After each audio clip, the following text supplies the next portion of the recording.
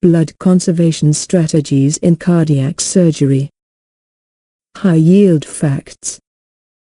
Major transfusion of more than or equal to 4 units red cells still occurs in about 20 to 25% of patients presenting for cardiac surgery. Patient blood management, PBM, is a holistic whole concept of a patient-centered, evidence-based and multidisciplinary approach to optimize the use of blood and blood-related products and thus improve patient outcomes. Patient blood management programs are considered to have 3 components or pillars.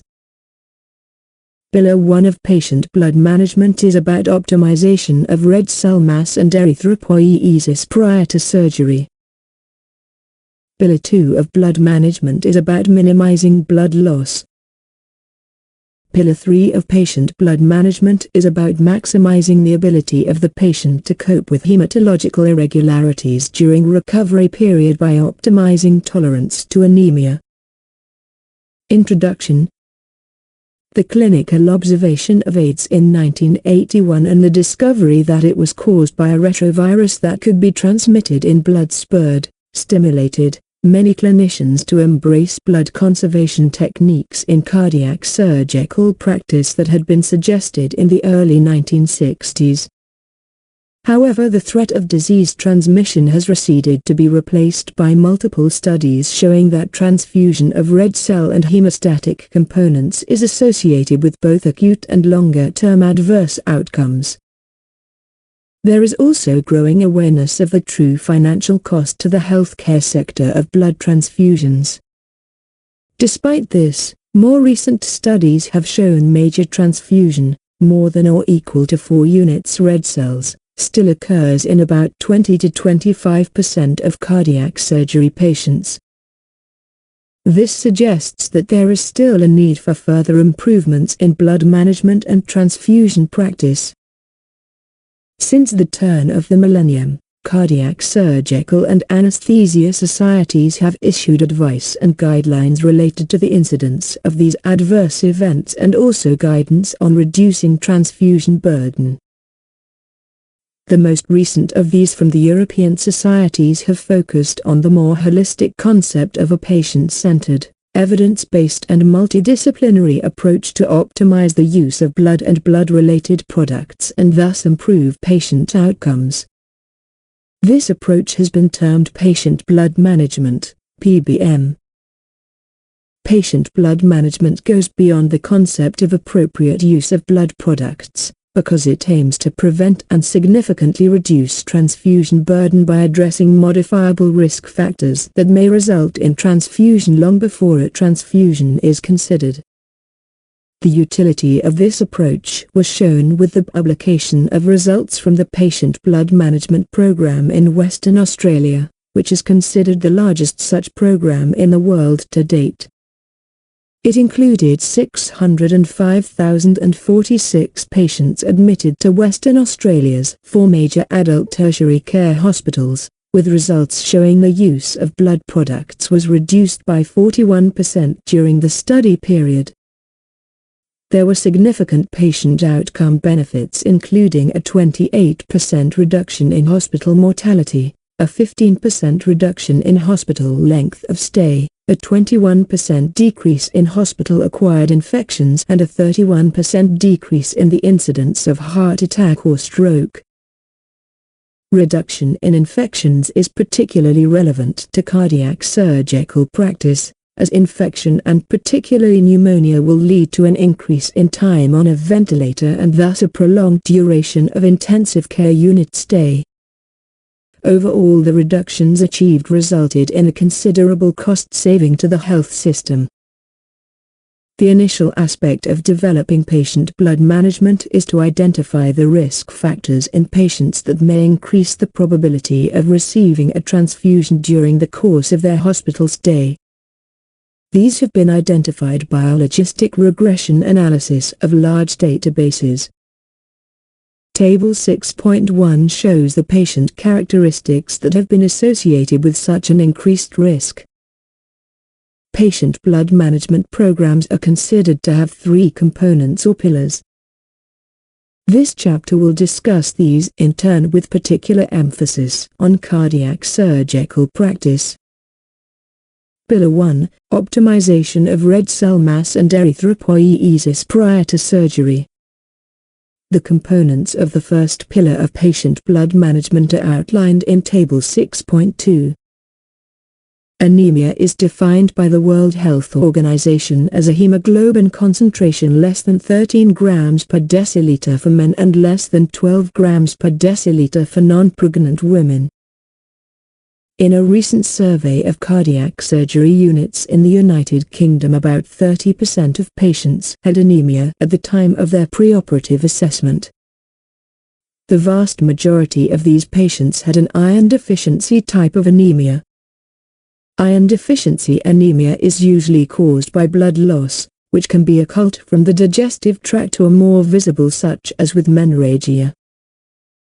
The second major factor with iron deficiency is insufficient dietary intake, as in vegetarians or vegans, or poor absorption of iron from food, as may occur in Crohn's disease. Diagnosis is generally confirmed by a reduction in hemoglobin, mean corpuscular volume, mean corpuscular hemoglobin and plasma ferritin, together with an increase in transferrin and total iron binding capacity. A plasma ferritin of less than 30 microgram per liter is pathognomonic of iron deficiency, but as ferritin is an acute phase protein, a value of less than 100 microgram per liter is used as the standard cutoff in most European blood management programs. Patients with a very low hemoglobin, less than 11 grams per deciliter in males and less than 10 grams per deciliter in females, and those with positive occult blood in their stool should be referred for an urgent, less than 2 weeks, gastroenterological opinion. Treatment is aimed to restore hemoglobin levels and red cell indices to normal, and to replenish iron stores. If time allows, treatment should be with oral ferrous sulfate 200 mg or ferrous fumarate 300 mg 2 to 3 times per day. This dose should increase the hemoglobin by 2 grams/dl over 3 to 4 weeks.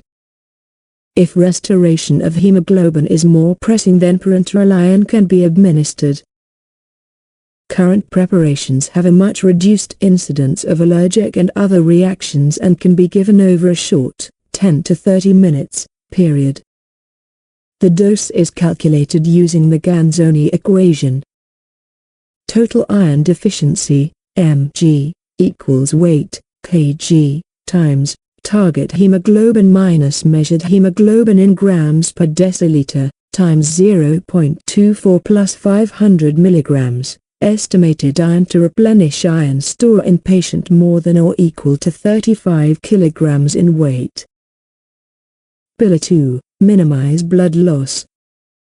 Factors in the second pillar of patient blood management are shown in Table 6.3. Preoperative. Preoperative assessment should reveal any family or personal history of bleeding associated with trauma or surgery. Regarding patient characteristics, a number of studies have used regression analysis to determine the chance of having significant bleeding after cardiac surgery. One study from the UK showed certain patient characteristics were associated with a clinical concern for bleeding. Somewhat surprisingly, this predictability was not significantly improved by adding routine laboratory tests of coagulation or a battery of 28 point-of-care endpoints for coagulation and platelet function to the analysis. However, other studies have suggested that addition of data from viscoelastic tests performed during surgery to patient data will improve predictability of transfusion. There is still debate about the balance between bleeding and thrombosis in patients with stents having non-cardiac surgery. However, the bleeding risk for patients having cardiac surgery, and especially with a period of cardiopulmonary bypass, is clear.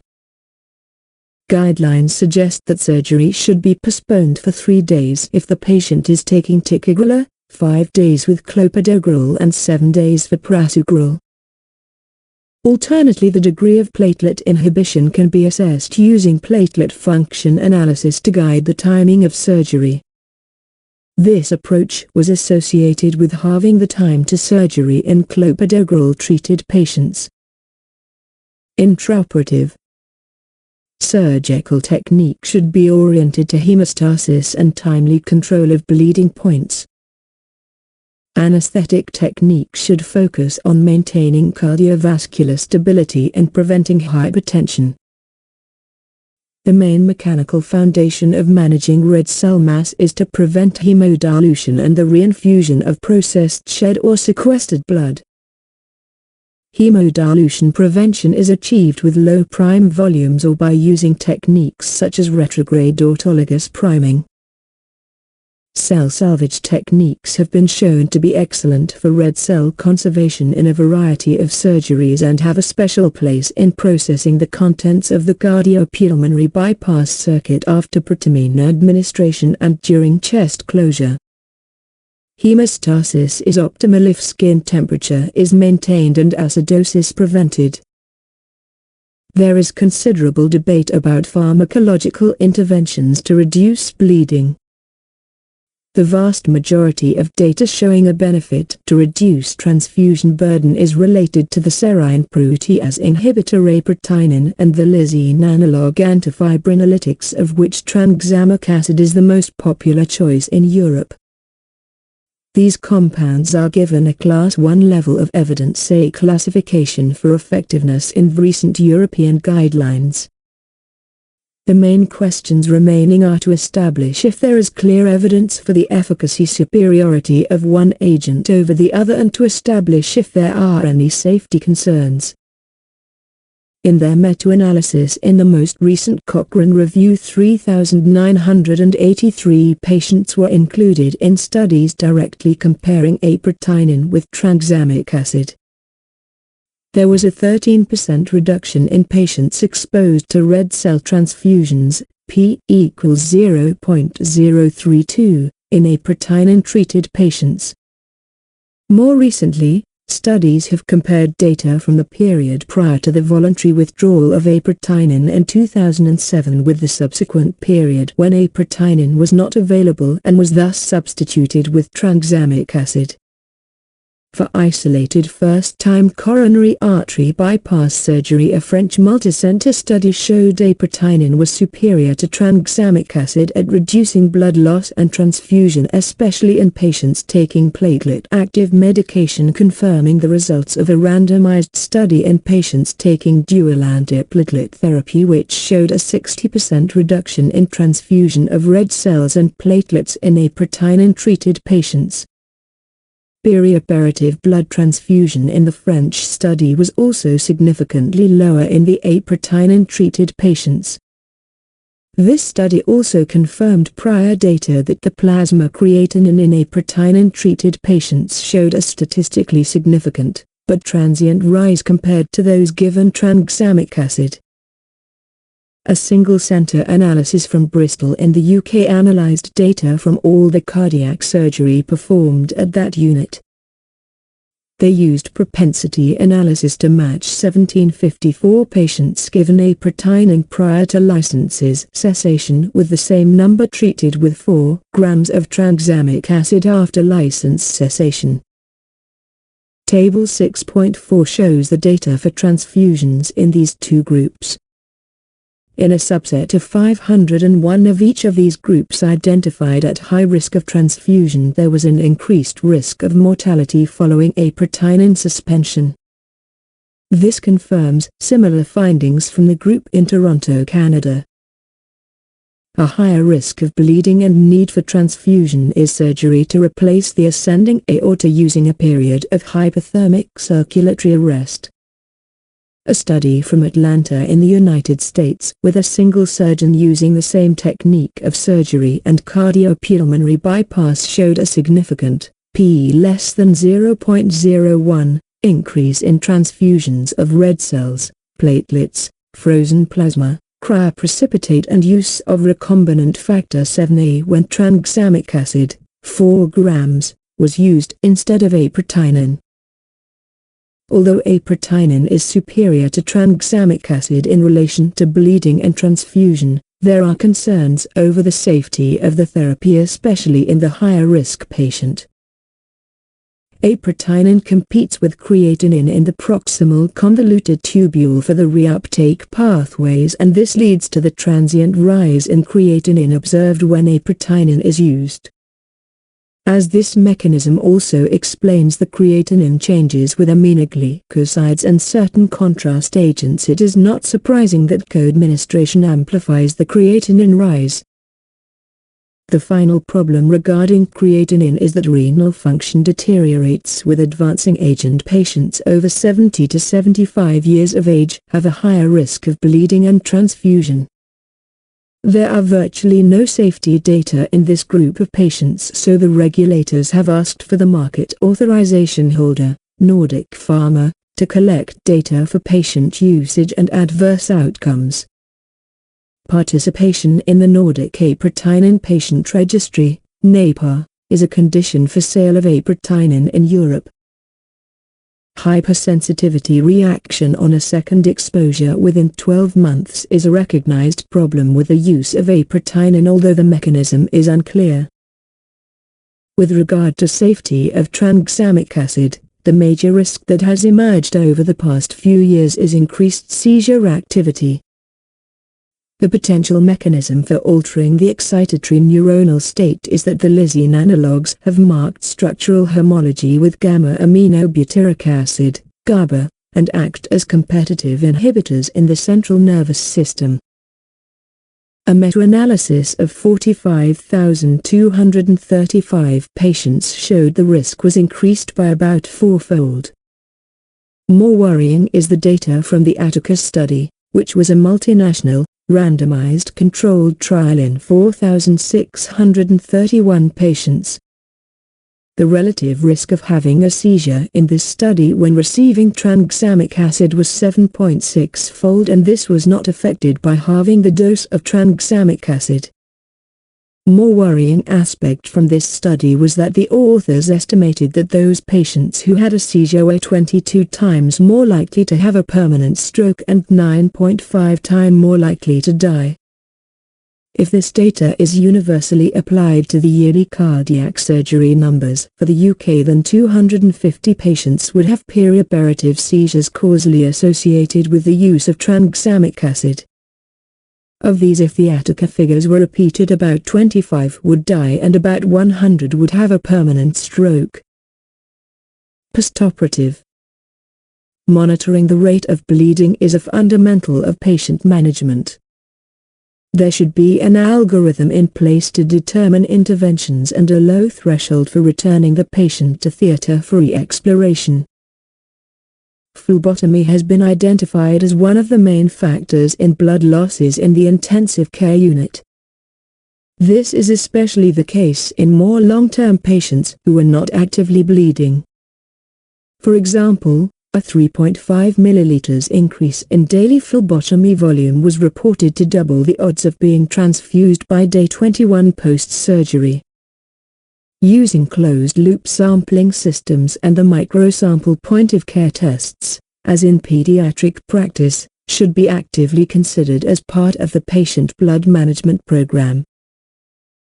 Postoperative coagulopathy management is improved if a viscoelastic point-of-care algorithm is utilized. A Cochrane review has analyzed articles using either thrombelastography, TEG, or thromboelastometry, ROTEM, when compared with transfusion guided by any method. These analyses demonstrated a statistically significant effect of thrombelastography, TEG, or thromboelastometry, ROTEM, compared to any comparison on the proportion of participants transfused with pooled red blood cells, PRBCs, fresh frozen plasma, FFP, ARA 0.57, 95% to 0.33 to 0.96, 8 studies, 761 participants, platelets, ARA 0.73, 95% to 0.60 to 0.88, 10 studies, 832 participants, and overall hemostatic transfusion with FFP or platelets. However, the authors commented on the low quality of the evidence and suggested further evaluation of the technologies is required. Interestingly, use of point-of-care platelet function analysis has failed to show benefits in the postoperative, as opposed to preoperative, period to reduce transfusion volumes.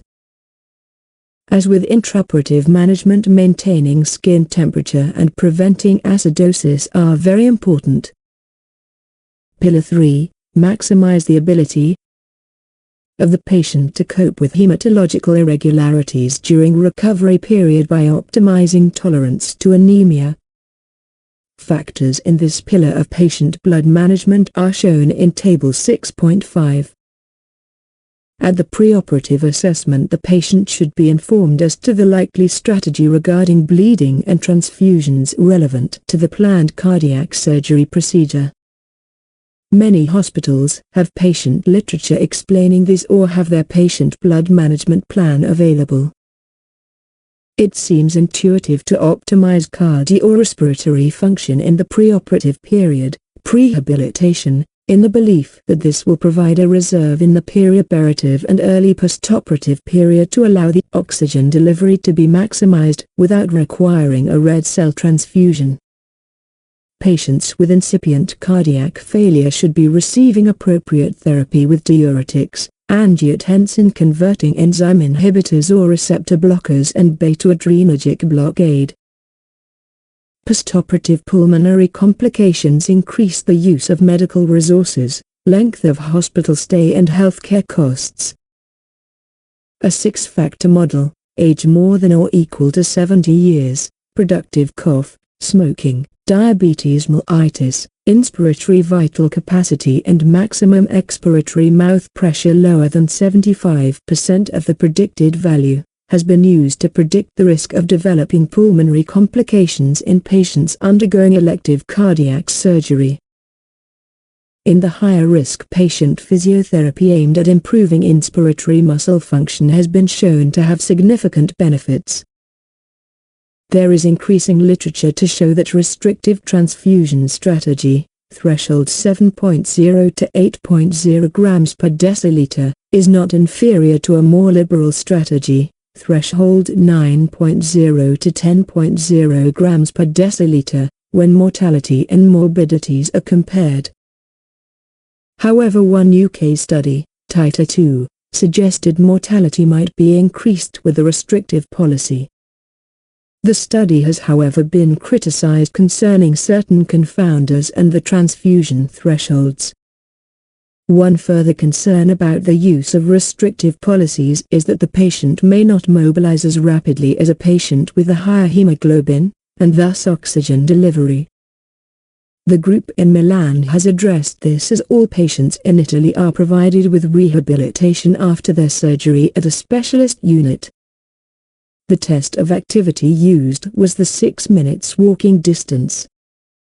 This was significantly lower in patients on admission to the rehabilitation hospital if the hemoglobin was less than 10 grams per deciliter. However, it was not outside the expected range and improved with a period of rehabilitation to be the same as other patients. Conclusion: patient blood management is an evidence-based, multidisciplinary, multimodal, and patient-tailored approach aimed at reducing or eliminating the need for allogenic transfusion by managing anemia, perioperative blood conservation, surgical hemostasis, and blood as well as plasma-derived products use. For most patients, it is possible to minimize or avoid blood transfusion by a standard of care management of a patient's own blood by optimizing and preserving hematopoietic reserves in conjunction with tolerating the effects of deficiencies. Risk factors for bleeding and transfusion.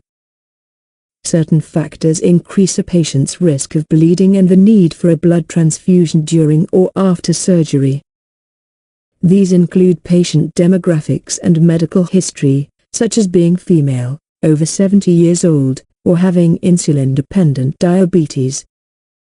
Existing medical conditions also play a significant role, including anemia, low hemoglobin/hematocrit, a low platelet count, a body mass index under 20 kg per square meter, and a low estimated glomerular filtration rate, EG, below 60 ml per minute. Additionally, surgical details can heighten the risk. These include the type of procedure, such as non-coronary artery bypass grafting, combined procedures, or surgery through a previous sternotomy. The urgency of the surgery, specifically emergency or salvage procedures, also increases the risk. Finally, preoperative medication use like dual antiplatelet therapy or low molecular weight heparin taken less than 5 days before the operation is a notable risk factor. Patient blood management, Pillar 1. Pillar 1 of patient blood management focuses on optimizing the patient's red cell mass and erythropoiesis. This process involves actions taken at 3 key stages: preoperative, intraoperative, and postoperative. Preoperatively, the primary goal is to address anemia. This involves screening the patient for anemia, identifying the underlying cause, and managing it accordingly. This may include treating iron deficiency, anemia of chronic disease, or iron-restricted erythropoiesis. If necessary, the patient should be referred for further evaluation.